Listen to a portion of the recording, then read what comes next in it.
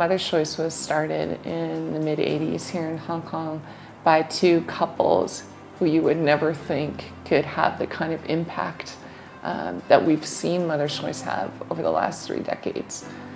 You know, there were two expatriate couples who had 10 children between the 4 of them, had very little money, couldn't even speak Chinese very well, but they had a heart that believed that there was maybe something they could do to make this city that they chose to call home a better place.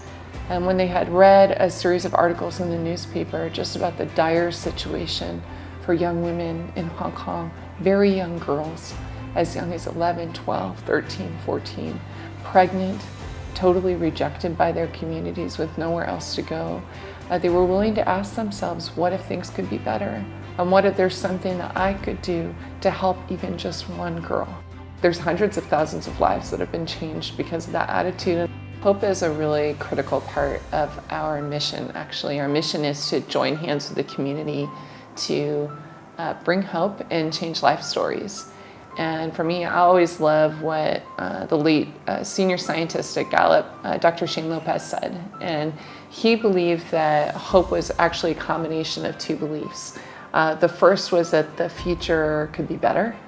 And the second was that we have the power to make it so. And for me, that is very much true. I believe that the future can be better. Whether it's an individual child who's been abandoned, or a young woman who's been through extreme pain and trauma, or a community that's disconnected and isolated. And sometimes just speaking a different destiny over the children and the young women that come to us, just saying out loud to a child who's been told, your life has no value, your life has no worth, you're gonna die, nobody will ever love you. And just speaking out loud, I believe that you are valuable.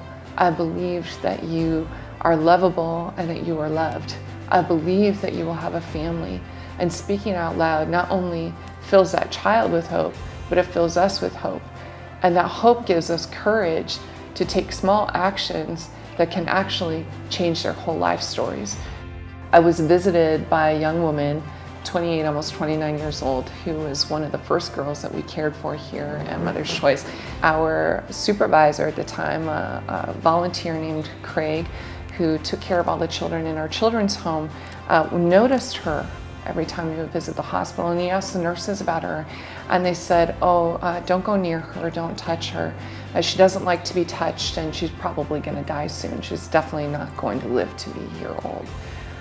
Well, Craig just didn't take that for an answer, and he kept asking about her, and in the end was able to persuade them to allow him to take her back to Mother's Choice with him. And she had so many medical needs. She'd been abandoned shortly after birth with multiple medical problems. He realized she needed more one-on-one care, and he and his wife decided to foster her along with their 4 children. And not only did she survive that year, she really thrived, and she ended up being adopted to the United States.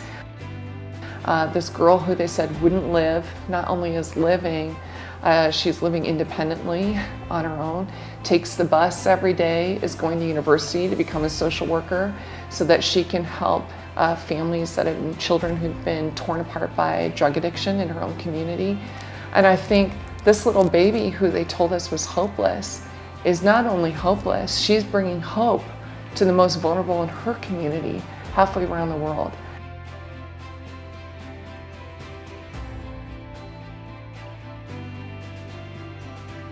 Let's bring hope together on the 26th of September through 2018 Character Day, Hong Kong.